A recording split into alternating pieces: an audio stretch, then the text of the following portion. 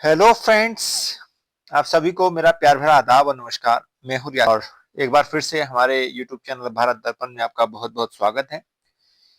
आज है 4 दिसंबर 2025। जैसा कि हम सभी जानते ही हैं कि जो है हम प्रतिदिन जो महत्वपूर्ण खबरें होती हैं उन पर हम चर्चा करते हैं। तो आइए देखते हैं सबसे पहली खबर। तो देखिएगा, सबसे पहली खबर है यहाँ पर। नवंबर में रूस से कच्चे तेल का आयात बढ़ा और 5 माह के उच्च स्तर पर पहुंच गया है ना। और भारत का रूस से कच्चा तेल आयात नवंबर में 4% बढ़कर जो है 5 महीनों में सबसे अधिक यानी 2.6 अरब यूरो तक पहुंच गया है। इस तेल से परिष्कृत ईंधन की बड़ी मात्रा जो है ऑस्ट्रेलिया को निर्यात की गई, जिसकी वजह से जो है इस देश को निर्यात नवंबर में जो है 69% बढ़ गया है। और यूरोप के एक शोध संस्थान ने शुक्रवार को यह जानकारी दी थी। अच्छा देखिएगा, जैसे कि हम जानते ही हैं कि जो हमारा जो कच्चा तेल है वो कई मतलब देशों से आता है। जैसे मान के चलिए रूस है या सऊदी अरेबिया है और गल्फ कंट्री से तो आता ही है। तो इस तरह से जो है हम बात करें तो कच्चे तेल के आयात की, तो आयात और निर्यात की जो है मुख्य मदें होती हैं, जिससे जो है हमारे मतलब देश का जो है भुगतान संतुलन की बात करें या विदेश व्यापार की बात करें तो जो है उससे किस प्रकार संतुलित रहता है, ये एक मतलब हमारे देश की जो है अर्थव्यवस्था पर निर्भर करता है ना। तो देखते हैं जो हमारी विदेश व्यापार है उसको हम कैसे कंट्रोल करते हैं, क्या होता है। तो अगर हम विदेश व्यापार की बात करें तो देखिए, विदेश व्यापार जो है, विदेश व्यापार यानी फॉरेन ट्रेड जो हमारा होता है उसको कंट्रोल करने के लिए जो हमारी पॉलिसी है, यानी फॉरेन ट्रेड पॉलिसी जो हमारी काम करती है वो है 2023 से। और जो 1 अप्रैल 2023 यानी 1 अप्रैल 2023 से जो है ये लागू है। और इसको जो है देखिएगा, अगर हम बात करते हैं तो इसके केंद्रीय वाणिज्य और उद्योग मंत्रालय द्वारा जो है जारी किया गया था। और इसको जो है इसी के आधार पर जो है हमारी जो विदेश व्यापार है उसको मतलब किस प्रकार से निर्यात किया जाए, किस प्रकार से आयात किया जाए, उसको कैसे कंट्रोल किया जाए, उस पर जो है ये विशेष ध्यान देती है। अगर हम बात करें 2024-25 की जो इकोनॉमिक सर्वे रहा उसकी बात करें तो उसके अनुसार जो है देखिए क्या स्थिति नजर आती है हमारे पास में। तो अगर हम देखें, देखिए गुड्स की बात करते हैं, गुड्स की और इधर जो है सर्विस की, है ना। तो गुड्स में अगर हम देखेंगे तो देखिएगा यहाँ जो अगर हम बात करते हैं एक्सपोर्ट और ये है हमारा इंपोर्ट, है ना। तो अगर एक्सपोर्ट की बात करते हैं तो हमारा जो है 322 बिलियन डॉलर, है ना। और अगर हम बात करते हैं इसका जो है इंपोर्ट की, तो इंपोर्ट रहा हमारा 533 बिलियन डॉलर, है ना। तो अगर हम देखिए दोनों को देखते हैं, यहाँ पर सर्विस की अगर हम बात करें, सर्विस में अगर हम देखें इंपोर्ट में और एक्सपोर्ट में, तो ये देखिए इंपोर्ट जो रहा हमारा 281 रहा बिलियन डॉलर और जो हमारा इंपोर्ट एक्सपोर्ट रहा वो रहा 150 बिलियन डॉलर, है ना। तो अगर हम इसमें देखें तो यहाँ पर जो है हमारे पास में जो है डेफिसिट रहा, कितना रहा डेफिसिट, 211 बिलियन डॉलर का। और यहाँ पर अगर हम बात करें यानी सर्विसेज की, तो सर्विसेज जो हमारा सरप्लस रहा है वो रहा है हमारा 131 बिलियन डॉलर। यानी कुल मिलाकर के हम देख रहे हैं कि हमारे पास में अगर सेवा जो सेवा मतलब व्यापार है, हमारा सेवा ट्रेड जो है, सर्विस ट्रेड, वो जो है हमारा सरप्लस में रहा। अगर हम बात करते हैं गुड्स ट्रेड की, वो जो है हमारा डेफिसिट यानी घाटे में रहा। तो अगर दोनों की स्थिति देखें कुल मिलाकर के, अगर हम ओवरऑल देखें यानी ओवरऑल अगर हम बात करते हैं ओवरऑल, तो ओवरऑल क्या रहा हमारा, यानी जो विदेशी व्यापार है हमारा, विदेशी व्यापार यानी फॉरेन ट्रेड, उसकी क्या स्थिति रही। देखिए कुल हमारा जो इंपोर्ट हुआ, कुल इंपोर्ट कितना हो गया, 683 बिलियन डॉलर, है ना, बिलियन डॉलर हुआ। अगर हम बात करें एक्सपोर्ट की, तो एक्सपोर्ट जो हुआ हमारा कुल मिलाकर के 603 बिलियन डॉलर रहा। यानी हम कह सकते हैं कि हमारे पास में जो है लगभग 80 बिलियन डॉलर का जो है कुल मिलाकर हमारे डेफिसिट रहा। क्योंकि देखिएगा इंपोर्ट ज्यादा हुआ ना, तो यहाँ पर इंपोर्ट ज्यादा हुआ, 683 हुआ है बिलियन डॉलर में, और यहाँ पर 603 बिलियन डॉलर में रहा। तो कुल मिलाकर हम कह सकते हैं कि जो है 80 बिलियन डॉलर का जो है हमारे पास में क्या रहा, ये डेफिसिट रहा है ना। तो ये बात है यहाँ पर। तो ये देखा हमने। अब हम नेक्स्ट देखते हैं, नेक्स्ट खबर क्या है। नेक्स्ट खबर देखेंगे तो यह है हमारी अनुकंपा नियुक्ति का उपयोग उच्च पद पाने में नहीं किया जा सकता। देखिए जो कॉम्पेंसेशन ग्राउंड होता है, अगर मान लीजिए चलिए कोई व्यक्ति सर्विस में है और उसकी डेथ हो जाती है तो उसको लेकर के एक खबर है। क्या खबर है? अनुकंपा नियुक्ति का उपयोग जो है उच्च पद पाने में नहीं किया जा सकता। यानी कहने का मतलब यह है, अगर कोई व्यक्ति ऐसा मतलब उसकी डेथ हो गई है सर्विस में रहते हुए, तो उसको जो है कॉम्पेंसेशन ग्रेड मतलब जो ग्राउंड होगा उसके आधार पर अगर उच्च पद है और जो उसकी क्वालिफाइड मतलब एक क्वालिफिकेशन विशेष क्वालिफिकेशन है, तो उसके लिए जो है उसके जो मतलब कॉम्पेंसेशन ग्राउंड मानने वाला व्यक्ति है उसको वह पद नहीं दिया जाएगा। यानी एक मतलब नॉर्मल पद दिया जा सकता है, उच्च पद वह नहीं दिया जा सकता। ये कॉम्पेंसेशन ग्राउंड की बात है ना? जैसे मान के चलिए एक बड़ा आईएएस ऑफिसर है, उसकी जो है सडनली डेथ हो जाती है, तो ऐसा नहीं है कि जो है उसके जो मतलब जो भी व्यक्ति है उसके परिवार का, उसको जो है डायरेक्ट आईएएस बना दिया जाएगा, ऐसा नहीं है। एक मतलब सामान्य पोस्ट दी जाएगी उसको, ये बात यहाँ पर की गई है ना? अच्छा नेक्स्ट देखते हैं। सब्जी ईंधन में तेजी, नवंबर में बढ़ गई खुदरा महंगाई। देखिए खुदरा महंगाई जो है वो अगर हम बात करते हैं सब्जी ईंधन आदि में जो है वो तेजी से हुई है। तो सब्जी और ईंधन के दाम तेजी के कारण जो है खुदरा मुद्रास्फीति नवंबर में मामूली रूप से बढ़कर 0.7% हो गई और शुक्रवार को जारी सूचकांक आंकड़ों में यह जानकारी मिली थी। यानी सीपीआई पर आधारित खुदरा मुद्रास्फीति अक्टूबर में रिकॉर्ड निचले पर यानी स्तर पर जो है 0.2% आ गई थी। देखिए अगर हम बात करते हैं जो इन्फ्लेशन होती है हमारी जो मुद्रास्फीति है वो कैसे क्या होता है। अगर हम बात करते हैं यानी इन्फ्लेशन इन्फ्लेशन जो होती है इन्फ्लेशन, तो अगर हम बात करते हैं इन्फ्लेशन के जो कुछ हमारे पास में कुछ रूप होते हैं उसके जो फॉर्म है। जैसे हम बात करते हैं, सबसे पहला आता है मनी इन्फ्लेशन यानी मुद्रास्फीति जो होता है।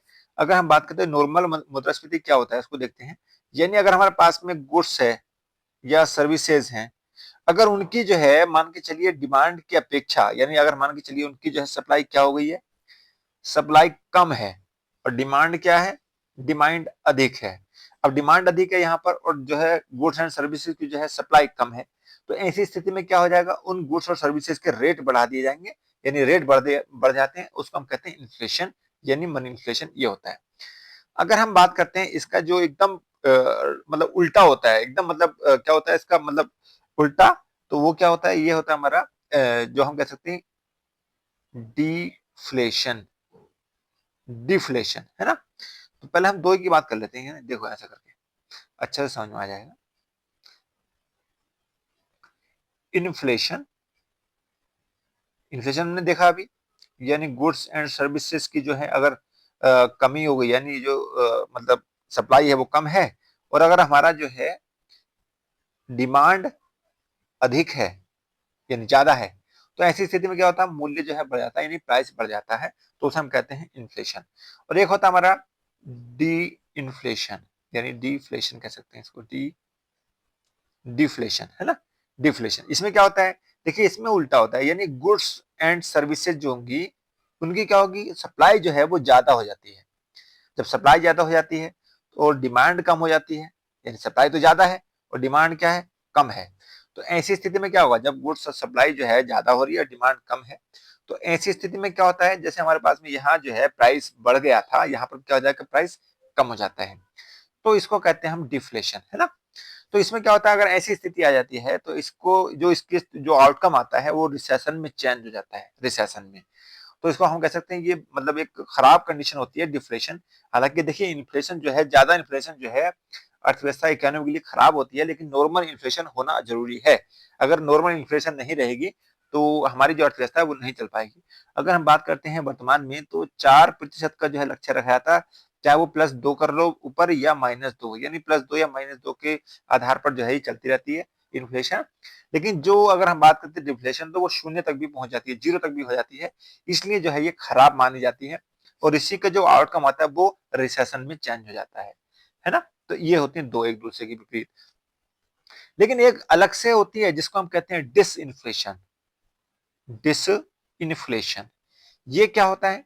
डिस इन्फ्लेशन ये होता है कि जब मान के चलिए इन्फ्लेशन जो आई थी हमारे पास में, तो उसमें क्या हुआ था, उसमें जो हुआ था हमारी जो गुड्स एंड सर्विसेज के कारण जो मतलब सप्लाई कम होने के कारण जो है डिमांड बढ़ी थी और डिमांड बढ़ने के कारण जो है दोनों का जो आउटकम आया था कि उससे जो है हमारी जो प्राइस है वो बढ़ गए थे। अब उनको क्या करना है सरकार द्वारा कि ये एक मतलब कह सकते हैं स्टेप लिया जाता है कि वहां का स्लो स्लो यानी स्लो स्लो प्राइस को किया जाए, स्लो स्लो प्राइस को बढ़ाया जाए, यानी प्राइस जो है स्लो स्लो करके कम किया जाए, है ना। यानी हम कह सकते हैं यहाँ को प्राइस को जो है धीरे धीरे करके क्या कंट्रोल किया जाता है उसको, है ना। यानी मूल्य को कम किया जाता है ना। जो हमारा बढ़ गया था उसको क्या किया जाता है, मूल्य को कम किया जाता है। तो उसे हम कहते हैं क्या, उसको हम कहेंगे डिसइंफ्लेशन। तो उसको हम डिसइंफ्लेशन कहते हैं, यानी ये हमारी हम कह सकते हैं कि सरकार द्वारा जो है इसका स्टेप लिया जाता है कि जो हमारी इन्फ्लेशन हुई है उसको हम कंट्रोल करने के लिए जो है डिसइंफ्लेशन का प्रयोग करते हैं। तो ये हमने 3 स्थितियां देखी, है ना। तो ये होता है। तो ये हमने बताई अभी इन्फ्लेशन की स्थिति। अगर हम बात करते हैं जो हमारा जो मुद्रास्फीति की बात करते हैं मापन की, जो इन्फ्लेशन होता है, इन्फ्लेशन इन्फ्लेशन जो होता है, देखिए उसका अगर मेजरमेंट की बात करते हैं तो मेजरमेंट जो हमारा होता है तो होता है डब्ल्यूपीआई के रूप में होता है और एक होता है हमारा सीपीआई के रूप में। डब्ल्यूपीआई का मतलब होता है होलसेल प्राइस इंडेक्स और सब सीपीआई का मतलब होता है कंज्यूमर प्राइस इंडेक्स, है ना। तो इसमें देखिएगा अगर हम मापन की बात करते हैं तो मापन जो है देखिएगा ये होता है हमारा वाणिज्यिक एवं उद्योग यानी कॉमर्शियल एंड इंडस्ट्रियल जो मिनिस्ट्री होती है उसके माध्यम से किया जाता है। और इसका जो बात करते हैं इसका मापन जो होता है वो होता है सेंट्रल यानी केंद्रीय सांख्यिकी कार्यक्रम कार्यान्वयन मंत्रालय द्वारा, है ना, इसके द्वारा। इसको हम कहते हैं कि जो इसकी जो आर्थिक सलाहकार समिति है, आर्थिक सलाहकार कार्यालय, वहां से इसको जारी किया था डब्ल्यूपीआई को। जबकि जो है हमारी जो सीपीआई है उसको जो है केंद्रीय सांख्यिकी कार्यालय द्वारा, है ना। तो यहाँ क्या था, आर्थिक सलाहकार कार्यालय द्वारा। तो यहाँ पर इस तरह से जारी किया जाता है और ये जो है मतलब उनकी जो है मतलब इन्फ्लेशन को मापन करते हैं और इस आधार पर जो है ये इन्फ्लेशन का मतलब मेजरमेंट किया जाता है। तो ये हमने देखा। अच्छा नेक्स्ट देखते हैं। नेक्स्ट हमारा सदी के अंत तक जो है जो दुनिया में जानवरों की जो 8,000 प्रजातियां को लुप्त होने का जो है खतरा है। और ऐसा माना जा रहा है कि अत्यधिक गर्मी और जमीन के उपयोग में बदलाव की वजह से इस सदी के आखिर तक दुनिया भर में लगभग जानवरों की 8,000 प्रजातियां लुप्त होने की खतरा मंडरा रहा है। यह तथ्य एक अध्ययन के सामने आया है। यानी देखिएगा अगर हम बात करते हैं क्योंकि हमारी जो ग्लोबल वार्मिंग और अन्य कारणों से जो है हमारी कुछ ऐसी चीजें हैं जो असामान्य रूप से घट रही हैं। जैसे कभी कभी अचानक बाढ़ आ जाती है, कभी कभी अचानक जो है बहुत तेजी से जो है गर्मी टेम्परेचर बढ़ जाता है। तो इस वजह से जो है ये बताया जा रहा है कि लगभग जो है इस सदी के अंत तक जो है लगभग 8,000 जो प्रजातियां हैं जानवरों की, है ना, एनिमल्स की, तो वो क्या हो जाएंगी, वो लुप्त होने का खतरा है उनको, है ना। तो ये है। अच्छा नेक्स्ट देखते हैं। नेक्स्ट खबर है हमारी पंजीकरण प्रवेश और विकास शुल्क तय किया गया। यानी राजधानी दिल्ली में निजी स्कूलों की फीस पर नियंत्रण के लिए बनाया गया दिल्ली स्कूल शिक्षा या शुल्क निर्धारण और विनियमन में पारदर्शिता अधिनियम 2025 अब आधिकारिक रूप से लागू हो गया। और ये दिल्ली की खबर है कि मतलब किस प्रकार से जो है शिक्षा के क्षेत्र में जो है कैसे उसका शुल्क या पंजीकरण रजिस्ट्रेशन हो, कैसे उसकी फीस हो, इस आधार पर जो है ये मतलब विधेयक लाया गया है। तो ये एक सामान्य सी खबर है। अच्छा, कृषि क्षेत्र में एक नई चीज है कि कृषि क्षेत्र में जो है सुधार की नई संभावनाएं हैं। भारत में कृषि होम्योपैथिक का पुदुचेरी में प्रयोग चर्चा में रहा। यहाँ शोधकर्ताओं ने किसानों के साथ मिलकर जैविक खेती में एक कदम और आगे जाकर होम्योपैथिक कृषि का सफल प्रयोग किया।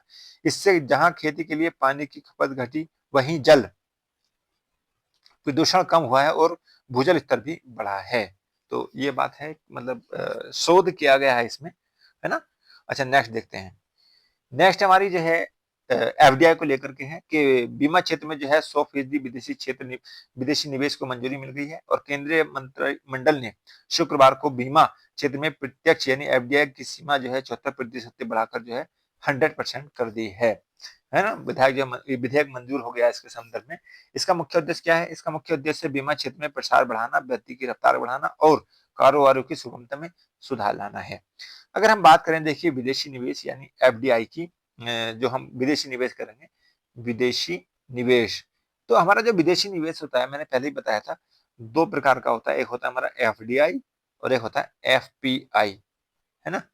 एफपीआई और एफडीआई में क्या अंतर है, देखिए एफडीआई जो है हमारा हम कह सकते हैं ये स्थायी होता है ना। और ये क्या होता है, ये अस्थायी होता है। इसका अस्थायी और अस्थायी होने का मूल कारण क्या है, क्योंकि देखिएगा अगर हम एफडीआई की बात करते हैं तो इसमें जो है जो भी उसमें व्यक्ति या संस्था इसमें जो है निवेश करती है तो उसका जो निवेश यानी उसका जो कह सकते हैं हिस्सेदारी है वो 10% या उससे ज्यादा ही होती है, तभी जो है इसको एफडीआई की संख्या दी जाती है। अन्यथा अगर 10% से कम है, अगर 10% से कम होने पर क्या होगा, तो उसको हम क्या कहते हैं, वो एफपीआई होता है। अब जब जहां 10% से कम जो है अगर विदेशी निवेश है, तो उसमें क्या होती है, अस्थिरता आ जाती है। तो यही कारण है एफडीआई का कि वो जो है स्थायी होता है और एफपीआई जो है वो